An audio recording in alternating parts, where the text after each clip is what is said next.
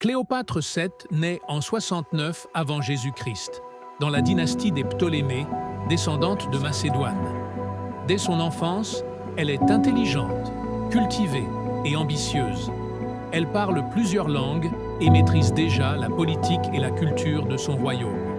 Les rivalités et complots à la cour la forment dès ses jeunes années. À 18 ans, elle devient reine avec son frère Ptolémée XIII, mais les conflits familiaux sont féroces. Pour consolider son pouvoir, elle doit naviguer entre trahison et intrigue familiale. Elle s'allie avec Jules César, général romain influent, pour sécuriser le trône.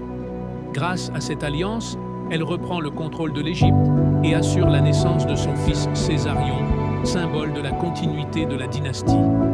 À Rome, elle fascine par son intelligence et sa beauté, consolidant ses alliances.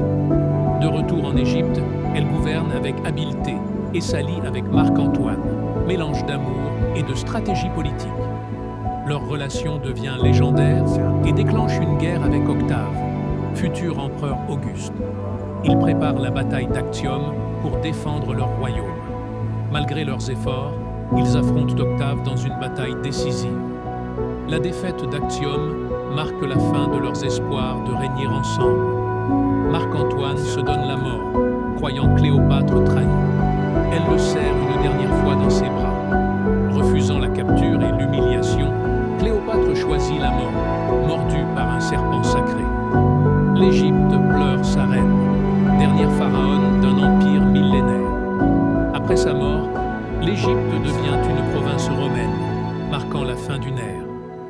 Son image traverse les siècles, symbole de beauté, de pouvoir et d'intelligence. De l'Antiquité à aujourd'hui, l'art n'a cessé de célébrer sa légende. Dans les croyances, elle rejoint les dieux, éternels comme Isis, dont elle portait le nom. Son règne laisse un héritage de culture, de science et de diplomatie qui inspira des siècles entiers. Cléopâtre, dernière reine d'Égypte, reste l'incarnation éternelle du pouvoir, de la séduction et du mystère.